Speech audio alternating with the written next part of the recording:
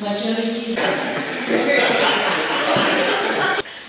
County Assembly of Nyeri of the County Assembly of Nyeri approved by the Assembly on Moi member Honorable Stanley 2B of the Constitution of Kenya 2010 and Section 44(2)B.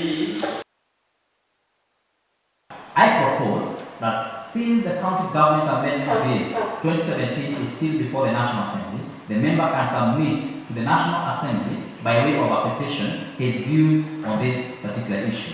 Accordingly, I hereby rule that the motion for the approval of the appointment of the Deputy Governor in Nyeri County Assembly ought to be passed by a simple majority.